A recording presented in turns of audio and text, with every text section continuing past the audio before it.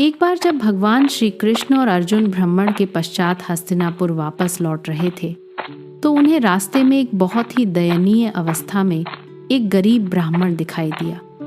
इस गरीब पर थोड़ी कृपा करो बेटा, कुछ दान दे दो बेटा, कुछ दया करो, भगवान तुम्हारा भला करेगा। अर्जुन को उस ब्राह्मण की अवस्था पर दया आ गई और उन्होंने उसे एक स्वर्ण मुद्राओं से भरी हुई थैली दे दी।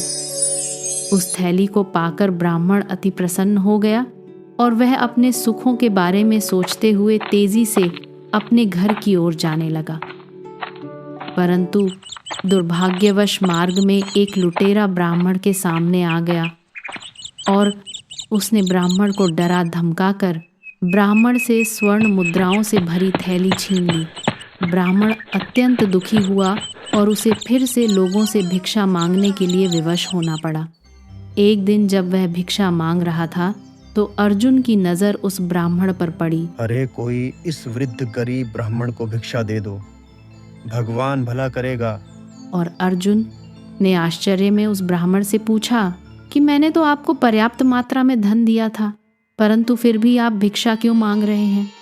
ब्राह्मण ने अर्जुन को बताया कि किस तरह से एक लुटेरा उसके मार्ग में आ गया और उसने उसे लूट लिया, जिस पर अर्जुन ने फिर से उस ब्राह्मण पर दया दिखाते हुए उसे एक बहुत ही मूल्यवान हीरा दे दिया। ब्राह्मण ने अर्जुन का धन्यवाद करते हुए वह हीरा लिया और एक सुरक्षित मार्ग से अपने घर पहुंच गया। ब्राह्मण ने इस बार चोर के भय से उस हीरे को एक पुराने घड़े में छिपा दिया। उस घड़े का प्रयोग उनके द्वारा बहुत दिनों से नहीं किया जा रहा था। थकान के कारण ब्राह्मण की आंख लग गई और वह गहरी नींद में सो गया।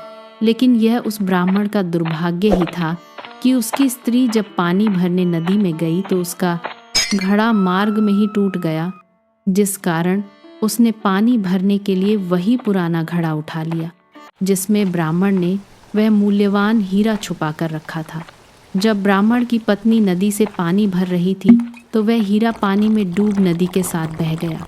ब्राह्मण ने जब उस पुराने घड़े को जल से भरा हुआ देखा तो वह समझ गया कि क्या हुआ होगा और फिर वह अपने भाग्य को कोसते हुए पुनः भीख मांगने के लिए निकल गया।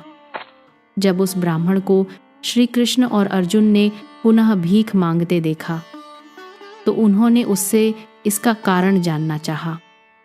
ब्राह्मण ने जब पूरा वृत्तांत सुनाया तो अर्जुन ने श्री कृष्ण से कहा कि इस ब्राह्मण के भाग्य में तो सुख ही नहीं लिखा है, फिर कोई इसके समक्ष अगर दुनिया का समस्त धन लाकर ही क्यों ना रख दे।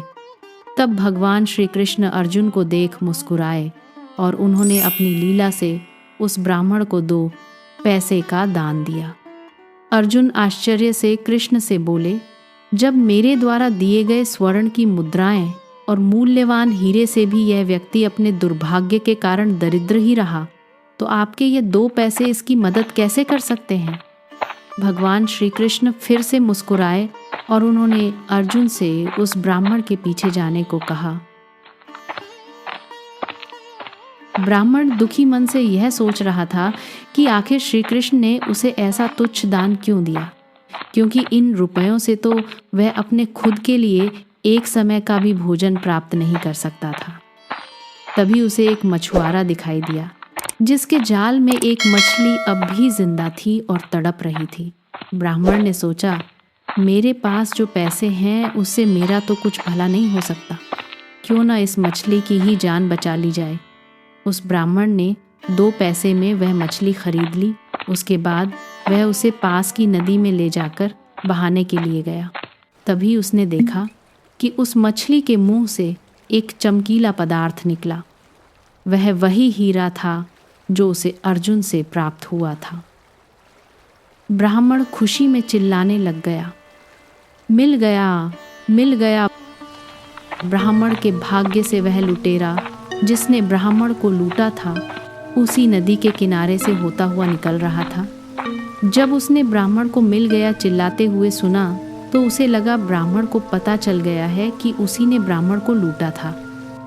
ब्राह्मण राज दरबार में उसकी शिकायत ना कर दे। इस डर से उस लुटेरे ने ब्राह्मण को उसका धन लौटाते हुए उसके चरणों में गिरकर उस ब्राह्मण से माफ़ी मांग ली।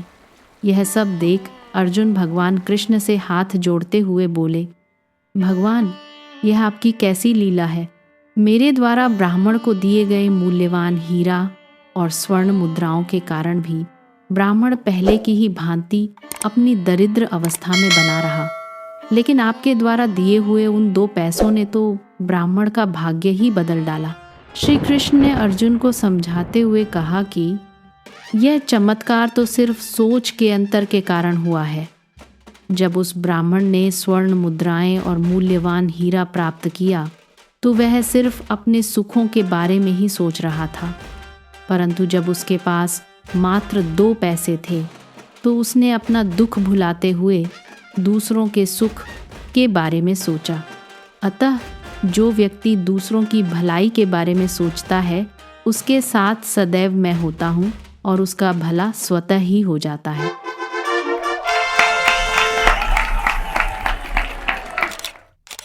ऐसी ही और अनोखी, ज्ञानवर्धक और अद्भुत कहानियां देखने के लिए हमारे चैनल फिक्शन क्रेट को सब्सक्राइब करें।